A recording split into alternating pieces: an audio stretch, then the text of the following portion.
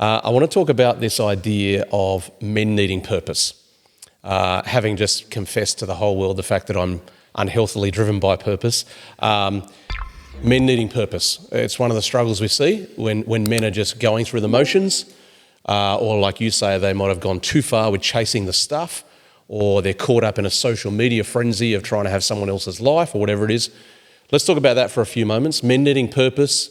Is that innate? Has it been put in there by the Creator? Do we have a more important bond to purpose than the women do? What is your viewpoint on that whole deal? How big a deal is purpose to a man?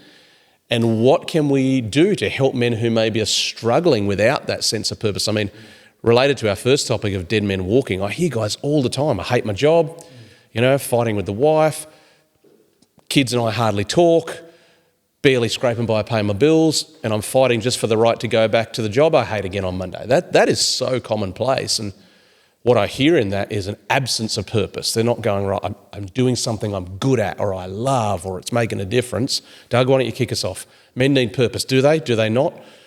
Are we waxing lyrical about something we can live without? I might throw a curveball if that's all right. Yes, do it. I think we're indoctrinated into purpose. Like we are geared up to produce.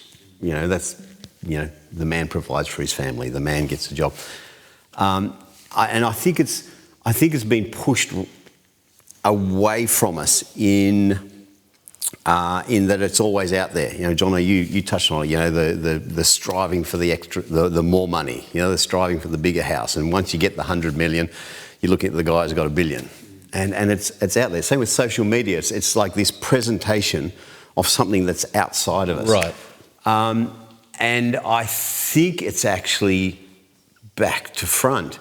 That the reality is that the only thing that we have is this instant right here. Like we exist in this instant. And it's healthy to strategize and to learn and to get skills and to produce. But my purpose only exists in this moment. So when I look at, what is my purpose on this earth, I don't think anyone will give a rip in 100 years' time how much money I earn. There's... Or how much hair you had? Or how much hair I had, or how fit I was, or anything. How good looking you were. What else can we add to the list? So you come back to, like, how am I existing now? Yep. Like am I actually... So my purpose in this instance is am I actually fully living? Like, do I have access to the fullness of every individual that's in this room? Am I actually connecting as well as I can to every individual in this room? Am I available to actually speak the truth? Michael, you touched on it, speaking the truth. Like do we live in this presentation world where, I wear, I bought a new shirt for this. Looks fantastic. Like, do I live at this superficial presentation level? Am I comparing myself with the neighbours and, everyone else? Mm-hmm. Or am I actually grounded in this place of I exist? My purpose here is to benefit whoever comes across my path. My purpose here is to actually live my life to the fullest that I can live it. So to be emotionally engaged, to be physically engaged, to be engaged in joy, My purpose is that there's another generation coming behind me, that there's my kids, that there's young men and young women who are coming across my path who are looking to, someone to actually have as a signpost. It's like, am I that person, or am I living in this superficial place? And so bring it from this broad thing of I'm going to leave a legacy, or I'm going to have $100 million, or I'm going to, what is Elon Musk doing? Living on Mars. Yeah. It's like, great if you've got an inclination towards that. Don't abort being productive. Sure. Yeah. But ground yourself in am I actually fully alive right now, or have I sold myself to the lie and only half living? Yeah, interesting. I definitely don't want to oversimplify what you just said, but Is there a struggle that we're having between trying to live too often too far in the future? And that becomes the source of frustration. Yeah, dissatisfaction. Yeah, We're constantly looking for, instead of just, I'm here. Yeah, well, I think Paul touched on it. You know, the whole comparison thing of looking over the fence, and then being dissatisfied with who you are. Yeah, and you know, I mean, I look at these young studs here, and it's like, you know, I could be satisfied. Been called a stud before, Marcus? Get that all the time, do you? Well, like I could be dissatisfied with the fact that I'm aging. Right. You know, and then live a life that's shut down and closed off because I'm comparing myself to these guys. And it's like, no way ever is that going to work. Yeah. So I've got to sift through my mind, and it's like, you know, admire these guys, you know, enjoy their youth and their enthusiasm, and at the same time be wholly myself, you know, and be vital and alive and, you know, aging and actually continually every moment bring to this world, you know, my purpose for existing. Yeah, great. I love it. Jeff, what's your thoughts? Purpose, men? Yeah, look, I think I think that men need to have a purpose in the sense that they need to plug their story into a greater story, a bigger story in life, and that by deduction requires your story to, or your purpose to be involve other people. Yeah. And I think that if our purpose is if we're driven by purpose to such an extent that we forsake everything else in pursuit of the purpose, then that's a bad purpose.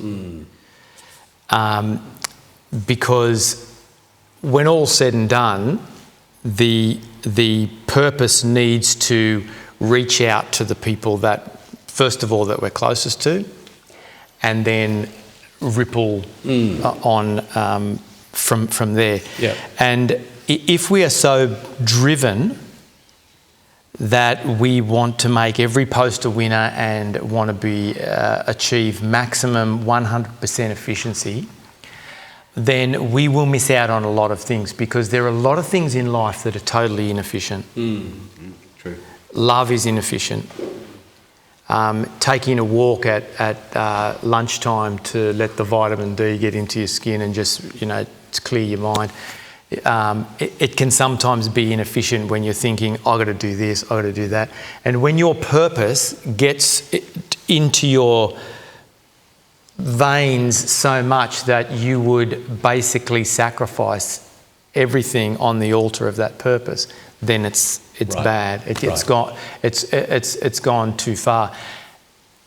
Men, yes, we need a reason to get out of bed, but it doesn't need to be to earn $1 million. The purpose can be, I need to get out of bed because I want to be a better example to my son, to show him how to get out of bed. Your purpose can, in terms of your example to your immediate family. Lots of times we miss those things, the simple things that are really part of our purpose, because we're aiming for something bigger, and we're like Mr. Magoo. You guys wouldn't know Mr. Magoo, but Mr. Magoo was blind, and he used to drive a car, right? And he used to just, by sheer luck, get through all this from A to B, but behind him was total chaos, and he was just totally oblivious to the chaos that was behind him. Yeah, wow. And sometimes if we are driven by a purpose that misses the people that are close to us, that we love, and we're driven by that to such an extent that we sacrifice those relationships and sacrifice those moments you know, of going to your kids' sports games and stuff like that, you know, then I think that we've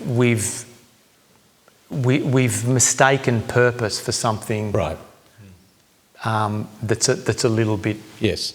I'm going to say evil, but it's probably too strong a word. But we've mistaken purpose for something that's a little bit off. Yeah. You know, we've missed the mark. Yeah, gotcha. We need to dial that back, I think, and say, you know what, my purpose is to bring strength to my wife. It's to raise my kids to be the best that they can be. Yeah. You know, and to help my mates, and that's purpose. Yeah. That's purpose, and it's achievable. You know, like if we constantly aim for the unachievable, we will constantly be disappointed and discouraged and be down on ourselves all the time. Yeah. Yeah, absolutely. Why do that? It's such a, I think it's such a powerful and emotive subject, and certainly by my observation, I think it's got lots of moving parts that are difficult for everyone to continually grasp. I'm fascinated by the fact that in today's world, again, referencing these younger guys here, that they are, I don't know if they personally feel it, these two, but they are oversaturated in the social media space right now with, it's almost become like a religion of productivity is the new religion for young men. You know, you get your gym habits perfect and get your diary habits perfect and get your 5-year plan perfect. And the interesting thing is there's an over-glorification of what is preached to be purpose, but the focal point is actually stuff that's pretty tedious and unimportant in the grand scheme. And so there's several weird dichotomies going on for people in the realm of what purpose is and do you need it and what does it actually look like. But again, I want to hear from you guys. I don't know who's got the mic. Questions, comments? Mark, you want to lead us off there with something? Go for it. Yeah, I'll have a question to Jeff about the comment he just made. And do you believe that before aiming for that purpose, the simple purposes around being there for your children and, you know, all the things that, you know, are less than the material things that we go after, that you need to have that foundation, that spiritual foundation? Because, you know, this is probably a bit of a statement as well. Myself, I find it very hard that if I'm not living the spiritual way of life, that going after the daily tasks are become very, very difficult, because all the gunk of fear, resentment, all these other things clog me up as a person. So I really need to have that spiritual way of life set first before I even contemplate doing that. Do you agree with that? Would you add on to that? I 100% agree with what you're saying. I think that, and my experience probably was the reverse of that, is that, you know, when I was younger, I had, you know, I was fairly highly driven, but at some point in your life, you realise, I don't know when it, you know, can't sort of point to a day, but I've come to realise that those spiritual you know, my spiritual life, my relationships with my wife and children, you know, are far more important than my, you know, than sort of a greater purpose. You know, I would sacrifice a greater purpose in an instant. If I achieved a greater purpose but lost my relationship with my kids and my wife, I would feel like a total failure. You know, and it's great if you can have both, but, you know, and for some people who have got great capability, and you have to be realistic about your capability too, you know. But I do think I think that it does come out of, for me, it comes out of a spiritual disciplines. But I would say that that's actually surprisingly that's actually only been a really important part of my life, a really sort of consistent part of my life in the last few years. Yet, you know, I've been sort of a churchgoer all my life, but you know, hey, that's the story. Yep. But yeah, no, I agree. I 100% agree with what you say, and it's a fantastic foundation. And can I just also say this very quickly? Is that it also keeps you grounded on what is on constantly bringing you back. You know, if a plane takes off in Sydney and is bound for Los Angeles, and you know, it's a fraction of a degree out, by the time it gets to Los Angeles, it's miles off its destination.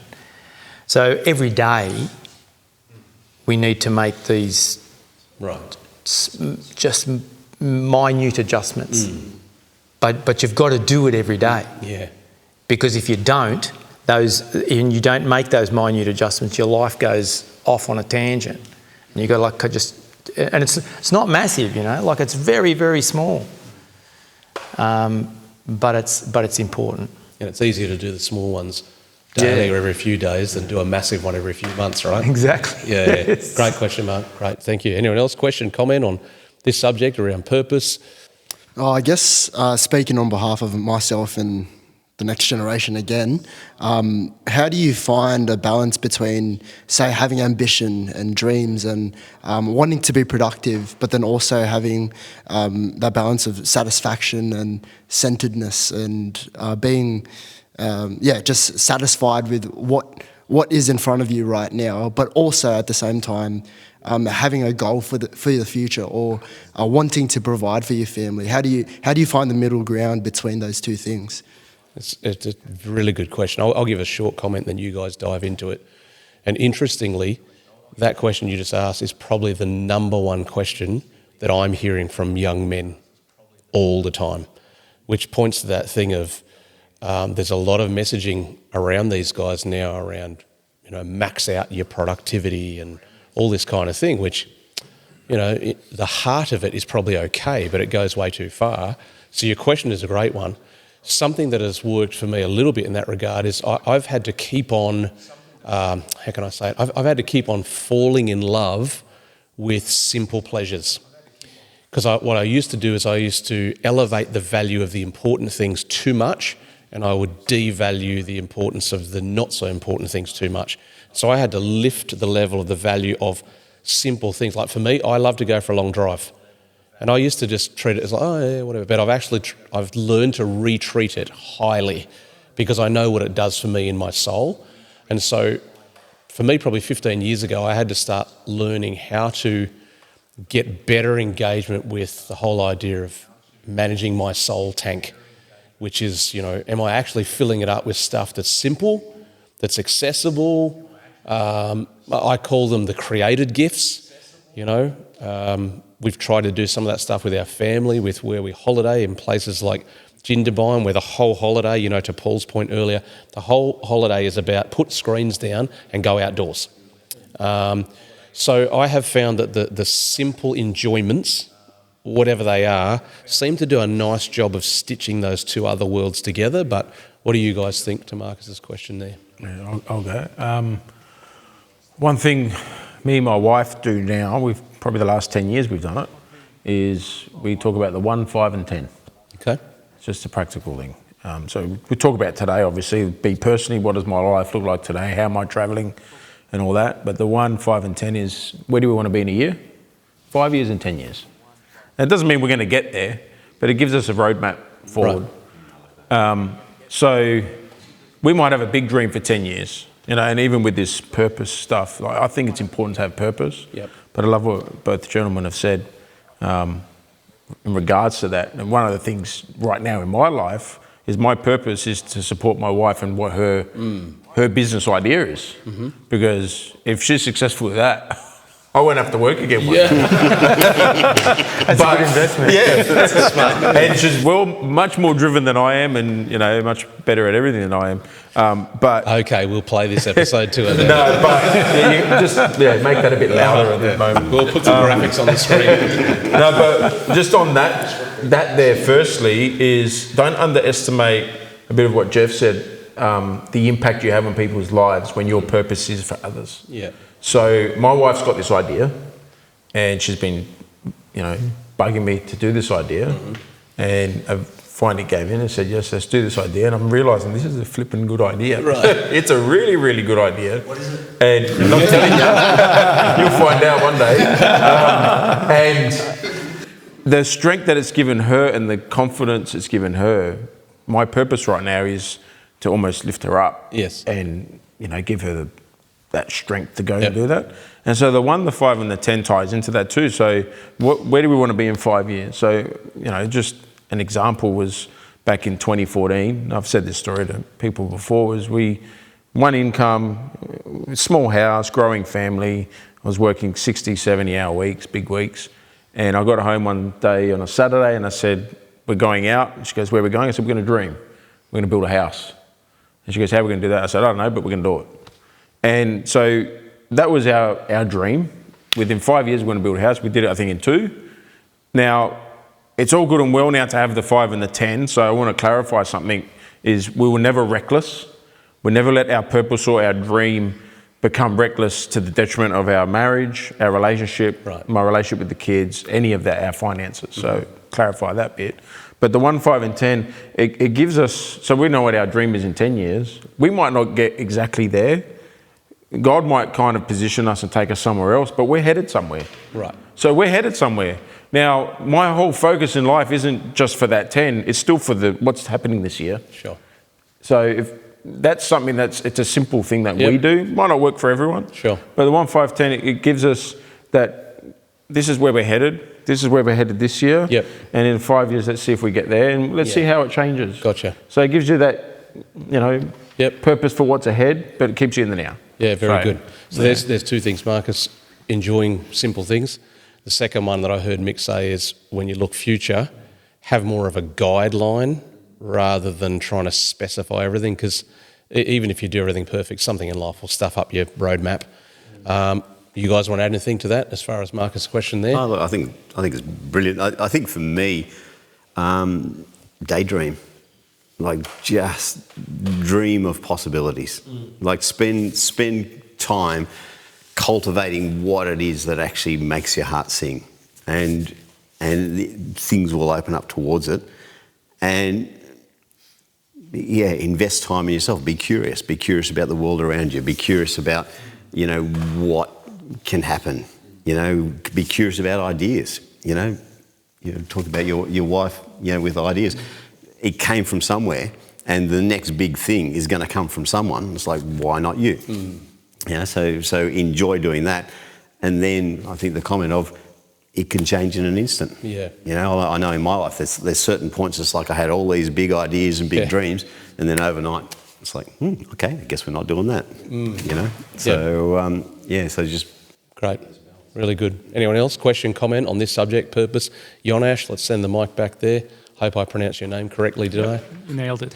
Thank you. So I was wondering if you guys think that one of the issues with purpose is that men don't know how to function in times of peace. When there is no great adversity, there is no world to save, no virgin to rescue or anything like that. And all of a sudden we're finding ourselves in a place where we have to look within instead of out. And Yes. we don't know what to do. Yes. Yeah, it's a great question. You are spot on that there's no doubt adversity and challenge. I mean, you look at all the great figures of history, a lot of them are great or famous because of what they had to endure, what they had to combat. So I think that's a hyper valid point. I'm not going to say a lot on this because I'm going to bounce to you guys again, but maybe that is our challenge, is that we seem to be at a version of our best as men when we've got to go to war. But then when we're in peacetime, so to speak, we're not so great at living peacefully with ourselves. Yeah, no, look, actually, that's a really, really great point that you make. I think that it's built into the DNA of every boy is the desire to, you know, to have a battle to fight, you know, and I can remember one of my older brothers was a carpenter, and he came home one day with this, and he'd cut out this out of a block of timber a machine gun for me, and it was just, I love this thing. I loved it so much. I used to climb up onto. In fact, I nearly broke a kid's back one time. I climbed up on this shed, and we were playing like wars or something, and I like hurtled down and like smacked on his back, and it was great. But I think it's inbuilt in us to fight. And the thing is, but fighting is a very it's very problematic, because number one, you can pick the wrong fight, you know. Number two, if you're working, you've got a dream and it's all coming to pass, and then that could be creating a problem at home potentially, you know, and then you think that the fight's against your wife, you know, but that's not the real fight. Could be the worst one, but it's not the real fight. If everything is going peacefully, then as a man, I think you need to actually look for a fight that you can help one of your mates to fight, you know, because you need to fight. I've got friends who were one in particular who was a commando in the Australian Special Forces, and they are programmed to fight,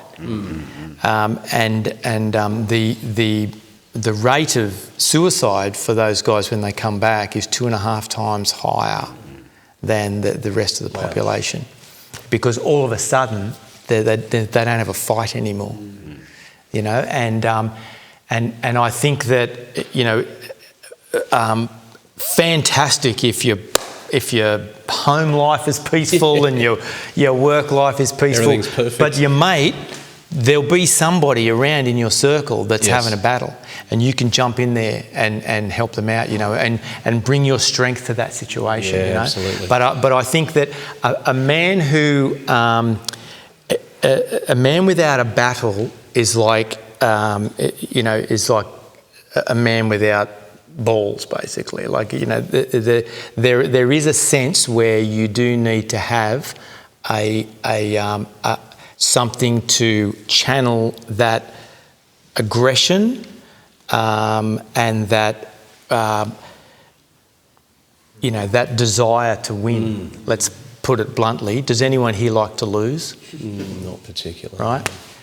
You know, no boy likes to lose, right? No man likes to lose, and so channel that into, you know. But it's a great thing. We all need to have. It is a great question.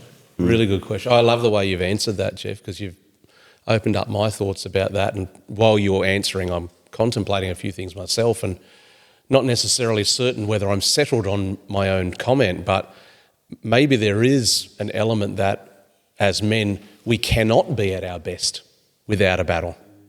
And I'm not suggesting we shouldn't come home from battle and rest and then go back to battle and come home and rest. We should do that. But, you know, to your point of, look, I don't know if I know any men where everything's going swimmingly and they've got peace all around. I think we know what we call them, boys. Really, in the sense of you've all seen a 40, 50-year-old man who's got no responsibility, no battle, nothing to fight for, and he usually ends up causing damage left, right and centre. And I should just point out to when you said that, I'm not saying that we should go and pick a fight where there is no fight. No, I didn't hear you saying that. Like just go and be cheeky to the person who makes you coffee in the morning because you think I'm gonna have a fight today. Yeah, men were made for a battle. Here we go. And I need a battle. No, I'm not saying that, but in the issues of life it's very important. Yeah, no, I don't think any of us perceived it that way, but it is a great question. Anyone else got a question or comment on this subject? If I can add, sorry, Yeah, if I can add something to that, I love what you said. It's amazing because I've seen so many men, friends, and people in a distance that their life seems to be like that. They don't have any fights. They're well resourced now, whether it's through their own success or the success of others, and they just sit on their yacht doing nothing. And I'm thinking, man, if I was in that position, it wouldn't be about the money. It would be how many people could I help? So I love that point, but you said something before as well about taking pleasure in the small things. So I think it's important for us as men too that when we do have that peace, all right, right now I want some peace in my life because we've got a lot going on. Yes. To just sit and go and breathe. Yes. So I think that's important too, to be able to stop for that moment. Yes. And almost there will be another fight around the corner. Totally. Whether it's for yourself or for someone else. So learning to take pleasure in that. That's right. Because, like you said, our nature is to, get I don't think it's on. either or. I think it's both and. And your reminder there is a good reminder that we got to try to find moments where we remember life is actually meant to be for the enjoying. There are wars to fight. There are battles that have to be had, and it's in our design that we should do well in those, but we're supposed to enjoy it as well. Look how much you got us talking there, Jonesh. Great question. Isaiah, you had a question, I think. Is that right? I thought I saw you. Keep the mic with you if you have one. No, it's made it all the way to the front. Go for it. I just wanted to sort of point back to like a biblical perspective, right? And like I feel like, it's pretty clear that our purpose is to serve God and to serve others.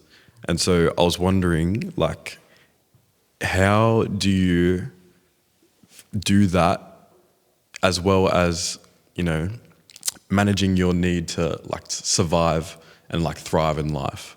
And like, could you give some examples of that if you have done that? Sure. Look, great. If we answer this one, we're all going to be very, very rich, because what you're talking about there is the grand journey of the life of everyone on the planet. But maybe if I can give something that's reasonably crystallised in response, I think one of the best gifts that we can ever give is to be the best version of a man that we can be. And the gents have touched on it in several moments tonight in simple things. If you are fortunate, if anyone is fortunate enough to be blessed with talents and abilities that are bigger than others, and look, as most of you would know, I don't at all swim in the waters of every kid gets a ribbon. If you place 8th, you don't get a ribbon. You get to do a different sport. That's my view on the world, right? I've got one fan. And I'm not down on the kid who couldn't finish fast. He's just not a runner. Why keep submitting him to that pain? But because there are some kids who are a 9 out of 10 at running. And so we should celebrate they're gifted and capable in that area. And so if you're gifted, all right, well, you probably do owe the world more than someone who's not as gifted. But what everyone can do that's within reach of every man is to honour the gift of life we've been given. Even though life gets hard, we still are in a situation of being gifted every day because we have been given life. Our Creator has given life. And I think one of the greatest things that any man, every man can do to honour that gift and to, balance all of those pressures we're talking about is internally say, I'm going to do the best that I can do in me on the stuff that counts, especially in today's world. If I could give a message to young men right now, it would be really simple, basic stuff, but I would try to put a lot of fire in their belly about it. Around stuff like when you say you're going to go to the altar and marry a girl, do your damnedest to stand with her for the rest of your breathing days. Now, it doesn't always work, as we know, but you should try your hardest. If you're blessed to have kids come into the world, I think Jeff might have said it, if you can be at their sport, you get there, right? That's your gift to the world. If you have talents that are the cherry on top of that, awesome, great, we all benefit. But I think the world could do a lot better from having a lot more men who are less concerned, I'm not saying this is you, but less concerned about the spectacular giftings and way more passionate about, I can actually honour this gift of life I've been given by being the best version of a man. We don't have enough prototypes. You can find them in a room like this, but if you go looking in society, we do not have enough men who have got the fire in their belly about just the simple things. So I don't know if you guys want to comment on that as well, or... I just would say this about your question is there are some seasons in your life where it is a struggle to, work and also be available and engaged with your wife and your kids, and if you've got responsibilities in church or whatever to make it all happen. Those seasons don't last forever, but sometimes they do. I can remember a time when I was, it's not that, it was around the 2010 and 11 mark, so not that long ago. I was running a business. I was studying for my MBA. My wife was pregnant with our third child, and we were building a house all at the same time. And it didn't last forever, but it was very intense. And my advice to myself at the time, and I would say it to other people too, and this goes against, don't misunderstand what I'm going to say, but suck it up. It's a tough time, sure, but it's not going to last forever. Yeah, it might last for a year or two. You might be like run off your feet. You might be working, 12-hour days, and then you come, and you've just got to find some workarounds, so that you don't come home carrying your work home, and you feel like you're being like those stretch dolls, like Miss Elastic or whatever that cartoon character is, but it doesn't last forever, and other things kind of slot in, and you move around, and then you realise, hey, I was doing all that work, and I started my MBA, which is a 4-year degree, master's degree, and 2 years into it, I realised that most masters are only 2 years. But I chose the one. I happened to chose the one that was 4 years. Idiot, right? But I did. I just stuck at it, and I did it. And I used to get up at 4 o'clock every morning, and I'd do 2 hours of study because I didn't want to disturb the family. And then the kids would wake up and go to school. I'd go to work and then come home, the usual stuff, go to bed, and then I'd be up at 4 o'clock again the next morning. That was just how I did that period of my life. But it doesn't last forever. So there are times when you just have to take it on the chin and do what you have to do, and then halfway through you think, why did I start this? Like everyone asks that question. But yeah, there are times in your life, and it's not like you've done anything wrong. No. It's just, it is what it is. Yeah, exactly. Absolutely. And you just... So, wholly agree and want to add something to it. For me, like I grew up, funnily enough, you mentioned war. My dad grew up at the tail end of the Second World War in Germany. And all the horror and all the trauma that he experienced, he then brought across to Australia and then brought it into our family. And I learnt to be driven, and basically living was war. You just go out and you annihilate everyone else and you achieve. So I was willful, full on, ADD, HD, 100 mile an hour, and then ran smack bang, like I was an atheist. I hated Christians, thought it was a complete waste of time, and that they were kidding themselves, and then ran smack bang into God and realised that he existed, that he was real. And it just blew my mind. And everything that I'd learnt to that point came up against the fact that I was created by a creator, and that I was actually held in him, I existed in him. And the whole isolation, the whole, I've got to do this on my own, the whole, being abandoned and just having to make a life for myself, suddenly took on a new context of, I actually got to, I'll use the word, play as a human being before God who had created me, and it shifted me into a place where still focused on achieving, still run a business. I'm more productive now in my life than I ever have been, throughout business, and yet I get to play. I get to actually exist in this life and create beautiful things and create beautiful relationships and actually worship in my very being before a living God.